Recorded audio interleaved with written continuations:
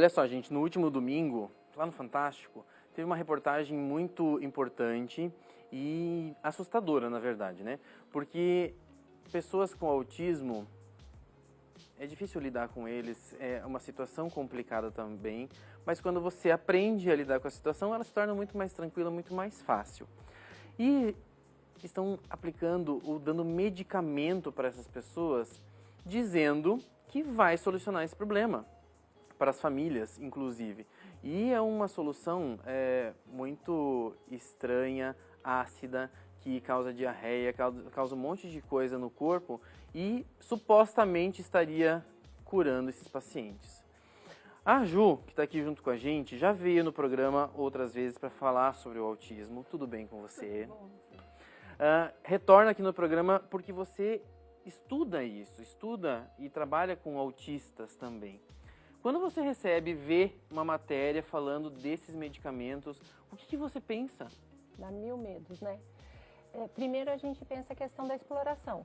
As pessoas que exploram diante do sofrimento, da dor, porque principalmente os pais, a gente quando tem um filho, se ele passa por qualquer dificuldade e falam que se você der água de cabeça para baixo, ele vai melhorar, a gente Os pais geralmente vão fazer. Busca, mas essa preocupação hoje que a gente tem em relação ao autismo, porque existem sim muitas pesquisas em cima para a gente buscar não só medicamentos, mas buscar mais intervenções, mais trabalhos efetivos, né, para a funcionalidade do indivíduo. A questão é que esse específico que passou no Fantástico, que eles chamam, né, de MMS. MMS, inclusive a gente tem foto desse medicamento, que é uma junção de 2 medicamentos, né?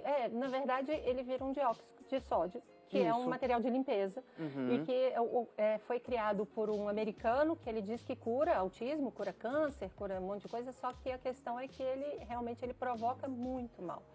Tanto que nenhuma instituição de pesquisa científica foi autorizada a utilizar esse medicamento para pesquisá-lo realmente, porque os efeitos colaterais são tão grandes que não se permite nem para pesquisa usar em grupo de teste. Sim, tá? sim. Então imagina isso sendo consumido aí a larga escala por pessoas sem até dosagem, nada disso adequado. Sem preparação. Se não pode ser usado, imagina você liberar para as pessoas utilizarem dessa forma, não é? Sim.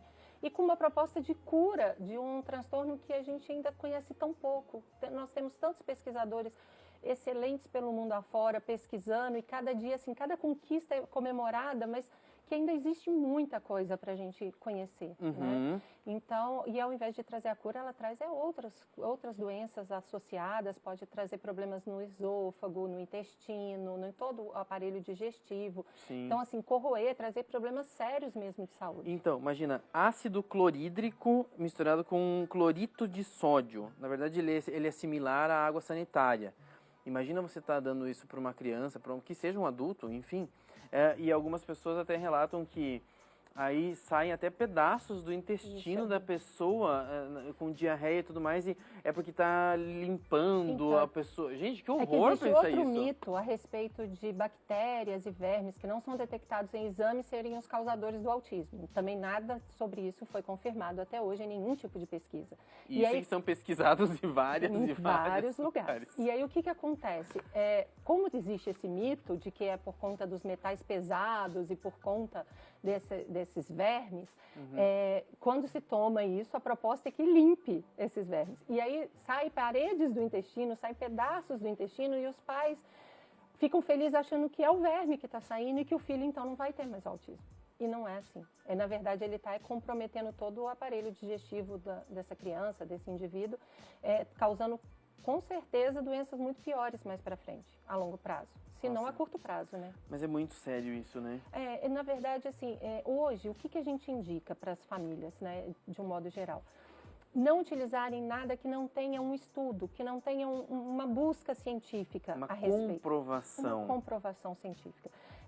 Existem muitas pessoas que falam, mas tem a questão da própria indústria farmacêutica que não querem, mas existem muitos cientistas que não estão envolvidos com isso e que estão buscando, estão trabalhando, tentando encontrar. E se é uma coisa experimental, existe muito risco. Então, sim, a gente tem que ter muita cautela. Hoje, o que nós temos de tratamento para o autismo são as técnicas comportamentais. Seja ela em qualquer um dos ambientes, o neuropsicopedagógico, o psicológico, as terapias das fonos, as TOs. A base da terapia comportamental, da psicologia comportamental, é das mais efetivas para que a gente consiga desenvolver uma melhora, um melhor desempenho desse indivíduo. Então, é impossível. Hoje, pelo menos, não existe cura para o autismo. Não existe. Hoje nós não temos nada ainda comprovado. Existem várias pesquisas em andamento, mas para cura não, para tratamento. Uhum. E o tratamento é contínuo. Depois que...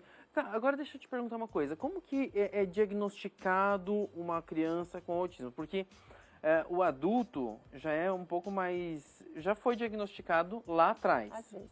Às vezes. Como diagnosticar a criança? Existem alguns sintomas, algumas coisas muito particulares e desde criancinha, bem pequenininha, é possível já...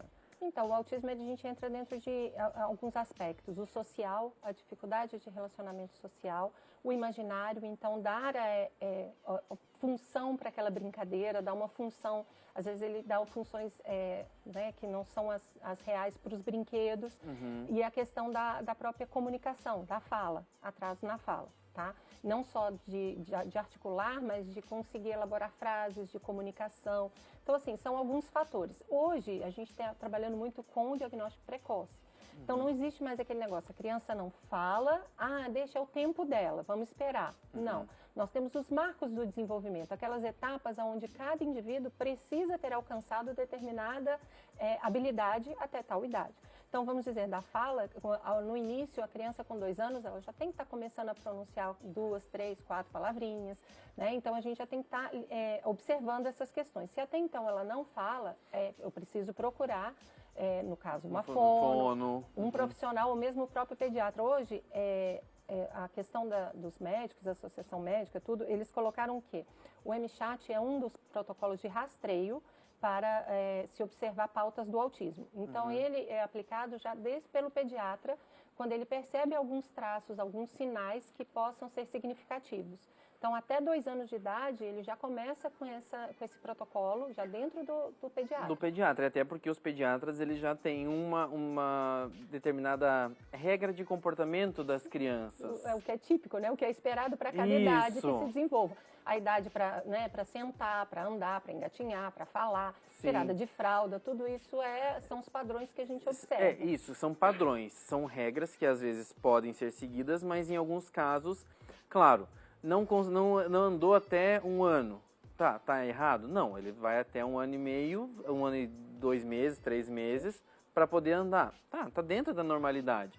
Agora, se lá com 2 anos não andou, tem que ver alguma coisa. Isso também é no comportamental, que é diagnosticado o autismo. Isso. E assim, não é só uma questão de... Não é lógico que não é toda criança que não fala, ela já é autista. Não, existem N fatores que podem influenciar.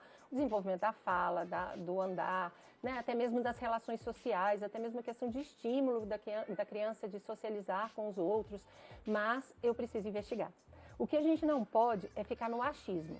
A gente sai dessa questão do eu acho que está normal. Não, eu vou a um especialista e ele vai fazer todos os tipos de testes e averiguar se aquilo realmente está dentro do esperado ou não.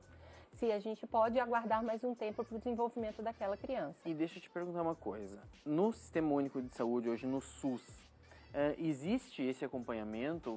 Você tem conhecimento disso, de como funciona nessa área ou não? Então, para todos os médicos que atendem crianças até, mesmo abaixo de 2 anos, estarem com o MChat e aplicarem esses rastreios, observarem, tá? Eu não tenho conhecimento, principalmente aqui na nossa região, se como que é feita essa triagem. Mas o que eu observo, assim, cada vez mais crianças mais novas estão chegando para avaliação. Então, isso é sinal que tanto a família está observando mais, como os próprios médicos que acompanham tiraram um pouco daquele mito de vamos aguardar, vamos esperar. Hoje se tem conversado muito congresso, muito estudo, muita pesquisa em cima. Então, eu acredito que esse olhar está mais direcionado, sim. E é importante que as pessoas saibam lidar com essas situações, né? Porque como eu iniciei falando, é difícil lidar com o autista, sim, porque existem níveis Sim. de autismo. Chama o espectro. Né? Isso, que é mais leve até o mais intenso, talvez, o severo. E onde é tratado essas pessoas? Por exemplo, assim, eu sei que na PAI tem alguns autistas que frequentam, mas não é regra. Então, vai depender do desenvolvimento, vai depender do que é a necessidade inicial desse indivíduo e de como está a sua funcionalidade dentro dos aspectos. Nós temos vários autistas que estão no ensino regular, que estão frequentando escola regular, com adaptação, muitos com o professor auxiliar, né, que é lei, é direito dele. Sim. Mas a PAI também faz um trabalho lindo, eles têm um projeto muito bacana na PAI aqui de Cascavel especificamente, para trabalhar com os autistas. Então a parte de alfabetização, desenvolvimento, comunicação. Eu vi lá, eles ficam todos em cabines para poder se concentrar muito mais, a professora fica acompanhando.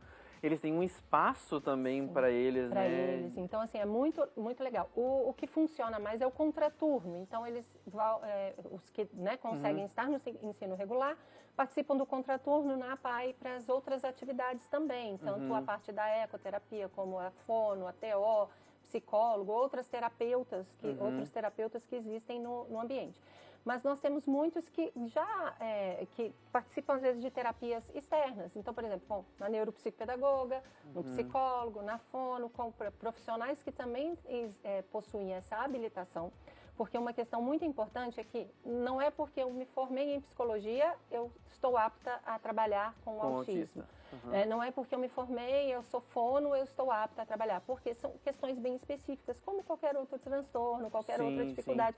Eu preciso conhecer, eu preciso saber lidar, eu preciso trabalhar com esses reforçadores adequados de comportamento para auxiliar esse desenvolvimento. Existem cursos enfim, congressos específicos para trazer esse conhecimento para esses profissionais, não é? Isso, são as especializações, tanto especialização, né, de lato sensu, como outros cursos de formação. Sim. É importante que tenha o profissional que esteja atendendo o seu filho, vamos dizer no caso, com autismo, ele tenha um conhecimento e uma habilitação para trabalhar com isso, porque não a gente na faculdade especificamente, a gente vê todos os transtornos, mas não específicos. Então, a partir do momento em que eu quero fazer um trabalho para promover o desenvolvimento desse ser humano, eu preciso aprofundar esse conhecimento e entender um pouco mais de quais são as metodologias corretas para trabalhar com ele. Gente, falar sobre esse assunto com ela, que conhece um monte de coisa, é sempre muito especial. Gosto muito quando você vem aqui. Eu também adoro. Obrigado mais uma vez. Eu que agradeço. E espero que a gente possa levar, então, essas informações para os pais, para os familiares, enfim, quem convive com pessoas com autismo. Então, não existe cura, tá, gente? Pelo menos ainda não existe. Existe tratamento e é possível ser feito para ter uma qualidade de vida melhor. Até a próxima. Beijo.